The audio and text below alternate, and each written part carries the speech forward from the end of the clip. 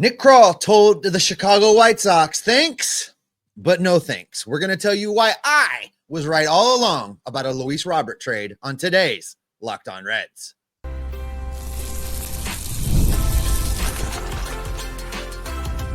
You are Locked On Reds, your daily Cincinnati Reds podcast, part of the Locked On Podcast Network, your team every day. Welcome into Locked On Reds. My name is Jeff Carr. His name is Steve Offenbaker, and we are lifelong Cincinnati Reds fans that have been podcasting about this team for a collective 14 years. We're glad you're alongside us here today on today's Locked On Reds podcast. This, by the way, part of the Locked On Podcast Network. We're your team every single day. We are going to break down a couple of interesting call-ups the Reds could have in 2025, and we're going to rank them as to who's going to be the most influential. That's coming up later on in the show. Terry Francona is saying some good things in spring training, which is going to begin a new segment for us here on Locked On Reds, Inspirational Tito Quotes. That's coming up here in just a few minutes, but we will begin today's show by looking at the call that Nick Krall has made to hang up the phone. We'll tell you all about that on today's Locked On Reds podcast that is brought to you by FanDuel.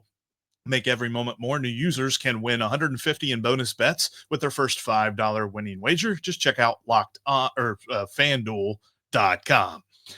All right, Steve, where we're going to begin today is the fact that the Reds are done. They're done talking with the Chicago White Sox, and we heard some of the parameters of a possible Luis Robert trade. This was an all offseason rumor that you and I discussed at length multiple times, something that I was in favor of mostly, and that you were very against. And then having now heard what the parameters were going to be, what the White Sox continue to push for, I am very glad that Nick Krall did not end up making this trade.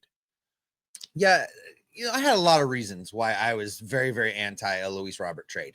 The biggest of the reasons was I didn't believe that he was reliable. I didn't believe that it was going to accomplish what the Reds needed for it to accomplish, which was to get in a guy that was going to come and play 150 games in the outfield and be a stabilizing factor out there. Luis Robert's hurt too often. He's just not consistent. You can't rely on it. But beyond that, what we've seen from this Chicago White Sox organization is when you are trying to deal with them in the offseason. Now, it's not in season, it's not deadline deals, but in the offseason, they are acting like they're trying to hold up the Federal Reserve. They are trying to squeeze out every single penny, every single thing that they can get. The asking price is just astronomical, and it is a non-starter for me. If you look at that list, and I know you're going to get into it here, you look at that list, that's an absolute non-starter list. Yeah, and what Gordon Whitmire reported in the Cincinnati Enquirer is that the names involved in the negotiation were Edwin Arroyo, Chase Burns, and Rhett Lowder. Now, he did not specifically say that all three of them had to be together. He did not specifically say what the combination was, but I can tell you beyond a shadow of a doubt, not having been in that negotiation room at all, I can tell you for a fact it wasn't pick one of these guys and we'll finalize the trade. It was a combination of some of those names, and those may not have been the only names that they were discussing because that's three players. The White Sox are clearly trying to reset their organization with this one trade, and I'm very glad that Nick Krall did not oblige him because you mentioned the reliability thing. Like, that's been the theme this offseason, adding reliable bullpen guys, adding reliable starting pitching. And quite frankly, even Austin Hayes, I know he's coming off of a kidney disease or whatever the disease it was that was really affecting him last year. Outside of last year, he is a reliable outfielder. I think that was the theme of the offseason. This trade would have completely blown that up. Yeah, and spent most of your prospect capital, right? I don't mind trading any one of those guys in a right deal. But if we look back historically at the White Sox, you just look at when they were trying to move Dylan Cease, right? Mm-hmm. I bet they were asking for all three of those guys. Looking at their track record, they were asking for all three dudes. And that's crazy talk. That's absolute crazy talk for an outfielder that can't stay on the field. So kudos to Nick Krall for not trying to force something to happen that just obviously wasn't a good match. And I know that there are some people that are sitting by and just saying, boy, you guys are prospect huggers. No. In fact, there's a big reason why I did not like the names involved in this trade and thinking that it was far too much. All three of these guys could make the major leagues this year. Two of them, it's not that much of a stretch. Edwin Arroyo, possibly late in the season, maybe more like 2026, but still, they are all super close to being major league producers for the Reds, and they would be trading them for a guy that has one season of 100 or more games played. Steve, I was kind of looking at this. That 1 year was 2023. He has 5 total seasons in the major leagues. The other 4 years, if you average out his production, his average wins above replacement per season in years that aren't 2023, 2.2. You're going to trade those prospects for a guy that's a 2-WAR player? No way. No way. And I think that's the thing here, is that there's so many people that just want to like harp on, well, at some point you got to trade prospects for production. This ain't that production. This ain't the droids we're looking for. No, and I mean, even if you distill this scenario down a little bit, if it had been a pick one, that might have been something worth entertaining. Yes. If you're gambling one prospect for an outfielder that could maybe help you right now if they catch lightning in a bottle at GABP. 2 of those guys is too big an asking price. 3 of those guys is crazy talk. And anybody else in that mix is just lunacy. So it's not about not being willing to trade people. I'm pretty much everybody is available for trade. If the right they said deal, Robert for Lowder, you would say, yeah. I would consider it. That feels like a higher ask just because we've seen him pitch in the majors already. We know, but if it had been Burns, we'll trade him for Burns. Would that sting a little bit given the hype? Probably, but understand that Chase Burns has not thrown a professional pitch. So if you get an outfielder that helps you get to the World Series today, you make that trade. I'm not a prospect hoarder, hugger. I'm not unwilling to trade guys. You just have to be smart about it. But it's got to make sense. Yeah. Because the one commodity the Reds have is some prospects that are valued by other teams. And if you shoot that shot all at one time and it's for a guy like Luis Robert, that's a big question mark, that's a waste. And you can't get that back. You can't rewind that. So I totally agree. Backing away from this deal, I would imagine Nick Krall is probably still working back channel with some other teams, looking to maybe add another outfielder. Time will tell. But as he said, though, we're close to having the team that we're going to have heading into the season. And I think if he adds any outfielder, it's going to be closer to the deadline now. I don't think we see anything in spring training. I don't think we see anything before opening day. But no, I'm with you. And I was in the camp of the Robert. I was in the camp that said, you know what? When Robert was on the field, he was crazy good. Think about what that could be. But I have also heard from some friends up in Chicago that he's just not that big into baseball. He's just not that big into the work ethic. And if that is part of the equation, that's tough to sell me on, man. You've got to be, and we've seen it this offseason so far. We've seen it this spring training so far. The Reds are ready to go. They're ready to compete. They're ready to play. And Tito's got them feeling that way. They bring in this other guy that's going to be a drop in the bucket of trying to mix things up and all that. I don't love that, so I'm okay with them missing. When the lackadaisical approach is actually the thing they're trying to move away from in Cincinnati, right? It's the thing that they're trying to reinvent because we know that when Tito was hired, lots of what he said involved about playing the game the right way. And, playing the game the way that it was meant to be played. And I think that goes against what Francona's trying to do. And speaking of Terry Francona, Tito had some things to say, and we're going to be starting a probably recurring segment, I bet, the way Tito has been since his hiring, which are inspirational quotes with Tito Francona. We'll have that coming up next. It's spring training, which means it's MLB futures season over at FanDuel, and you can get in on the action right now. Plus, if you're a new user, your first $5 winning wager can get you $150 in bonus bets. You can place that on basketball and kind of build up your bankroll there, and then jump in on these futures, because I got a slam dunk for you. I've told you about a few slam dunk Reds futures on FanDuel, but this one, man, this seems easy to me. Hunter Green's strikeout total is currently set. The over-under is set at 160.5 over-under. He's going to get that easy. I'm seeing like 30 starts for him. I'm seeing close to 200 innings for him. He might break 200 strikeouts. He is definitely hitting the over on 160 and a half strikeouts. So I'm putting a couple of bucks over there on FanDuel at over 160 and a half strikeouts for Hunter Green. And you should too. And like I mentioned, new users, $5 winning wager gets you 150 in bonus bets back. FanDuel is the official sportsbook of Locked On. Make sure you are subscribed to the show. Click that subscribe button, that notification bell. We want you to see every single episode because we love talking Reds baseball with you. All right, Jeff, the inspirational voice, the inspirational tones of Tito Francona since he's come to Cincinnati, since this hiring, pretty much in the first 5 minutes of his introduction, he had you ready to run through a wall. He really has a knack for saying the right thing at the right time and presenting things in a way that just naturally get you as a fan of a team excited about what's coming. And he had some things to say about Elly De La Cruz. Yeah, this offseason has just been one quote after another, making me want to run through a wall. I've really got a lot of money sunk into contractors right now. My house is a mess, but he said something else, and I already made a hole through the wall. I might make another one, because he was talking to Elly De La Cruz, and this quote comes from Gordon Whitmire over on Twitter, but he was talking to Elly De La Cruz, and Terry Francona said this: "I want you to be the best player in baseball on the best team in baseball. That's my goal." And he got a big smile on his face. I got a big smile on my face too, man, because you talk about what he did with Jose Ramirez in Cleveland, what he did with a number of different guys in Boston, all the different guys with Manny Ramirez, you had Dustin Pedroia, Jason Varitek, all those different guys that were amazing in Boston.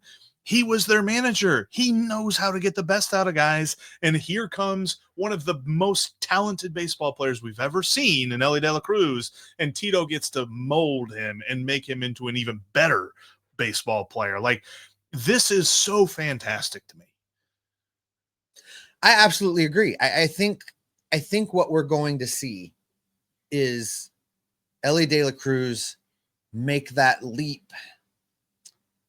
How to compare it? You know, the leap that Hunter Green finally made last season. You know, we kept waiting for it. We knew it was going to be there somewhere. There was going to be this big jump. I think we see that with Elly De La Cruz from a standpoint of the encouragement, from a standpoint of being held accountable, being pushed, being made to play the game the right way and do the things Elly does, but do them in the right situations.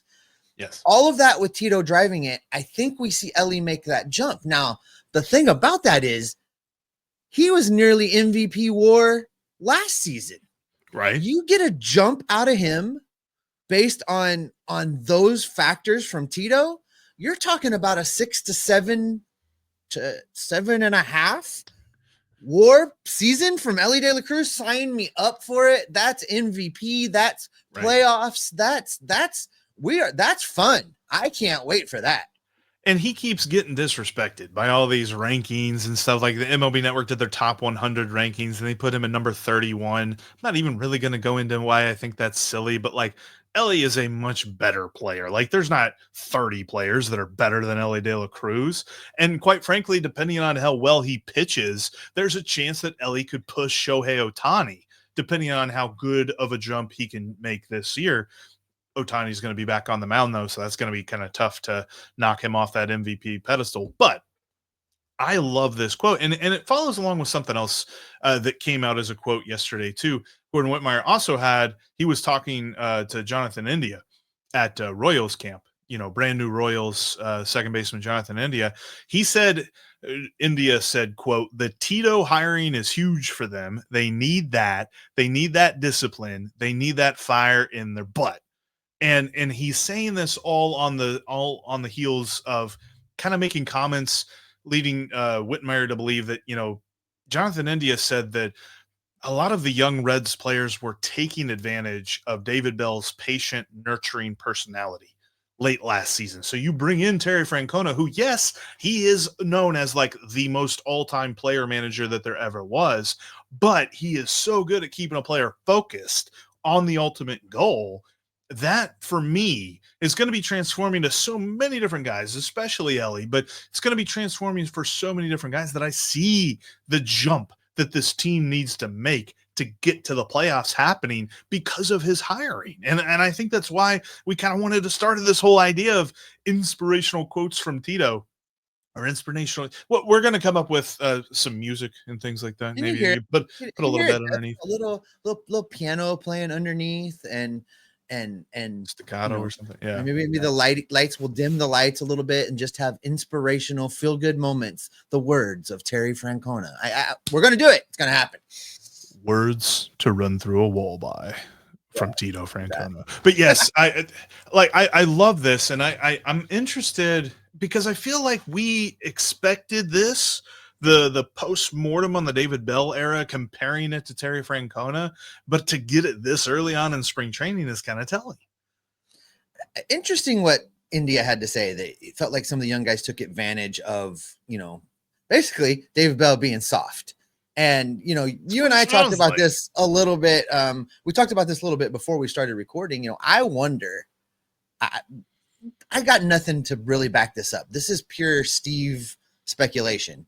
But I wonder if David Bell felt a little bit bulletproof in that job. He got the extension weeks before. Nick Carr was like, David Bell's doing a good job.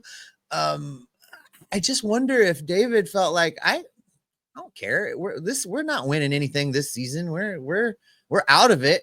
Like, what's the point? I wonder if he felt bulletproof and suddenly got caught with a stray. You know what I mean? Like, I think you might be onto something, because it seems as though when you compare his wording to the way that Terry Francona words some of his quotes and some of his interviews and things like that, it just seems as though their mentalities couldn't be any more different. And I don't necessarily know.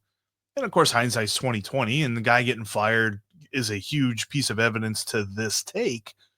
But I don't necessarily know if David Bell was meant to be a manager and more meant to be more of a front office personnel type guy. Because look, Nick Carr is fine at his job. I wouldn't want him in a dugout. And that's just how things go. Billy Beane was not a guy that you ever envisioned being in a dugout.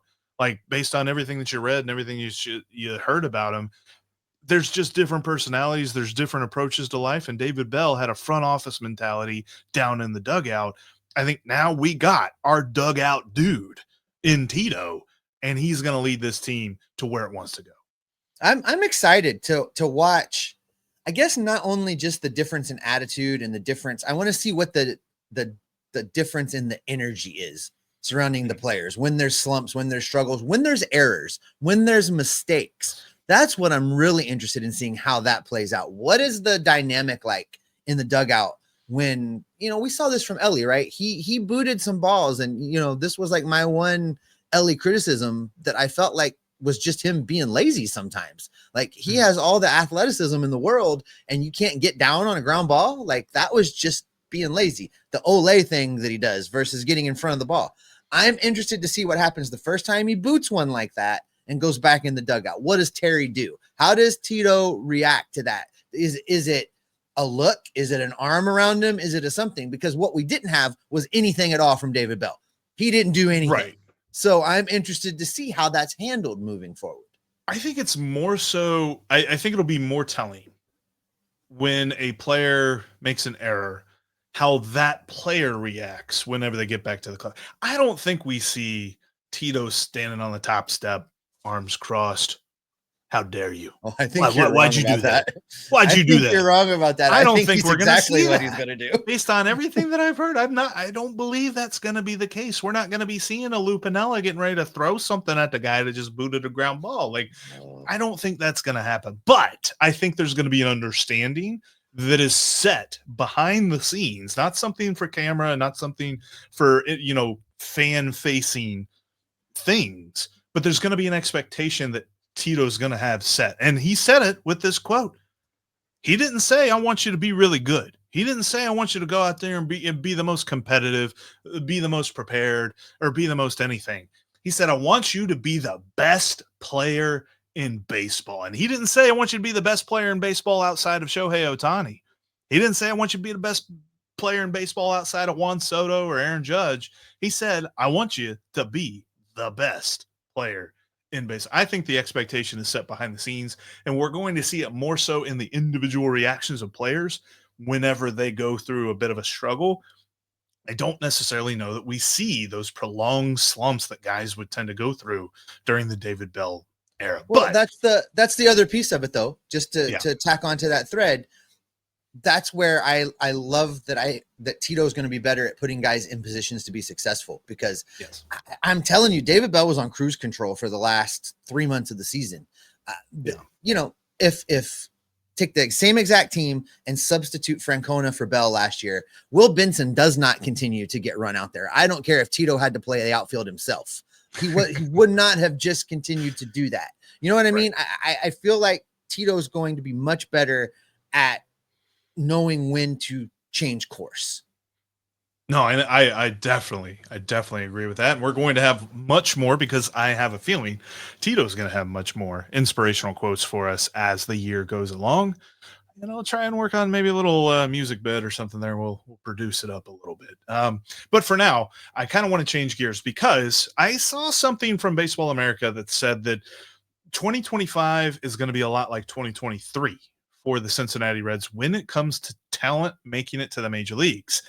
I first balked at that, but then I thought about it for a minute, because there's a number of guys that have a chance to be called up to the majors and have an impact on this roster. We're going to rank who has the biggest impact of those guys coming up next.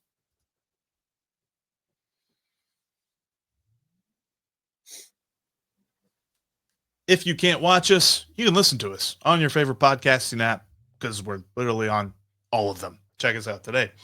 All right, Steve, one thing that I wanted to end today's show with here, the Reds have a number of guys, and we're hearing a lot about the Chase Burns and some about Chase Petty, more so about Chase Burns and Rhett Lowder, which I find a little bit interesting.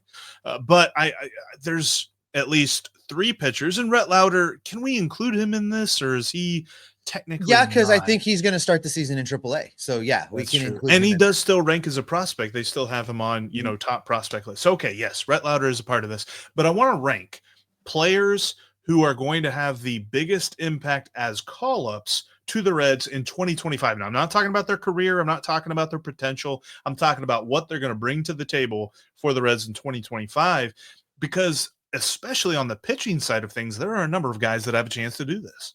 No, for me, there's only pitchers on this list. If we're calling up people for positions in 2025, something's gone horribly wrong. The depth is not there in the minor leagues right now. The next best position player is Edwin Arroyo, who I know you feel like maybe could get to a cup of coffee towards the end of the season. I just don't see it. He missed an entire year. I think he's going to play 3/4 of the season in Chattanooga and then maybe get a look in AAA. I don't see him on the big league roster. So for me, it's all about the pitching. I think we see Chase Burns for sure.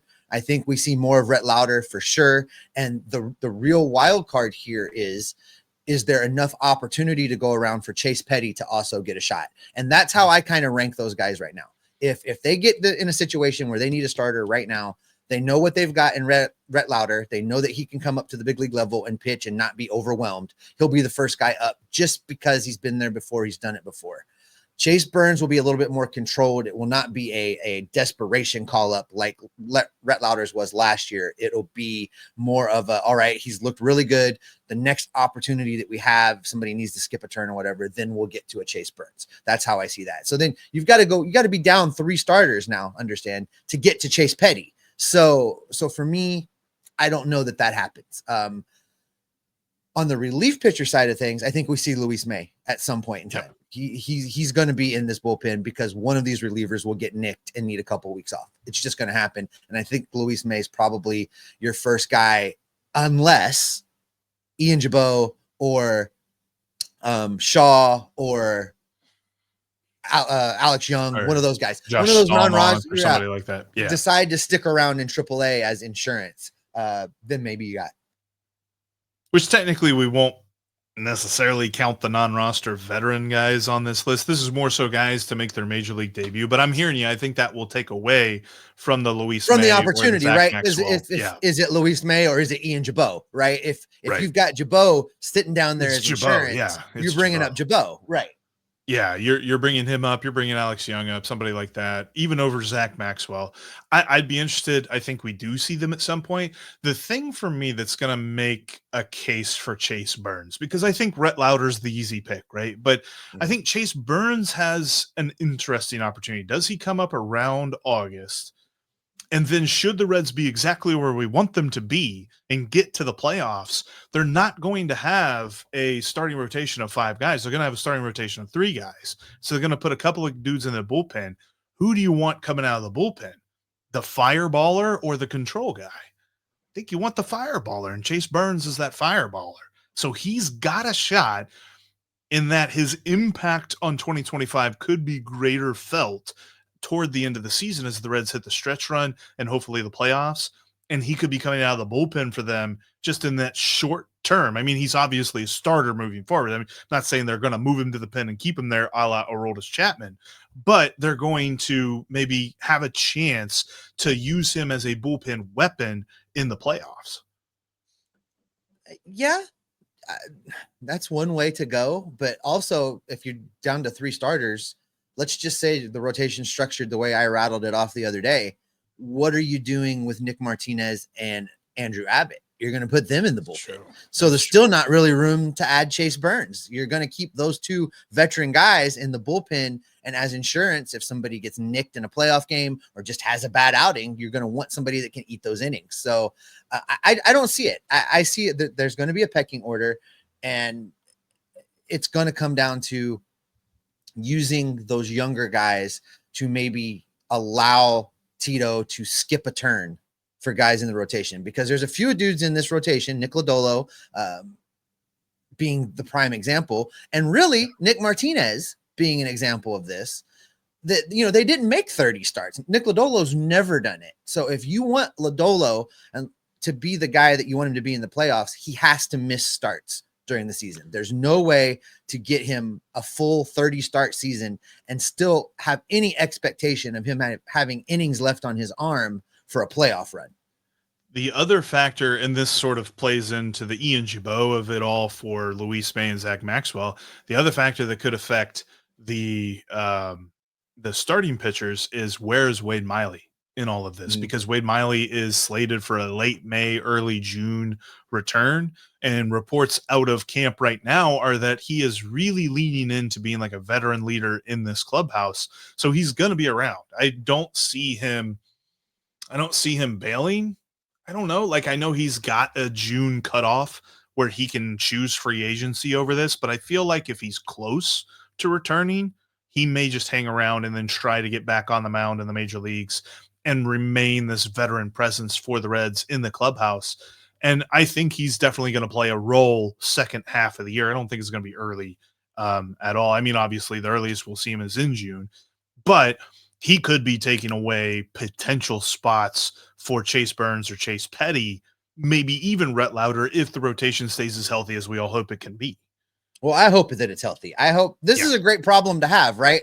Yes. I would much rather be in a situation in 2025 where, well, we just don't got room. Sorry. Everybody's healthy and pitching well, versus what 2024 was like, where I was really considering offering to start a game or 2. So I hope that that's where the Reds end up 100%. But listen, Jeff, I think that's probably going to be a good spot to wrap it up for the day.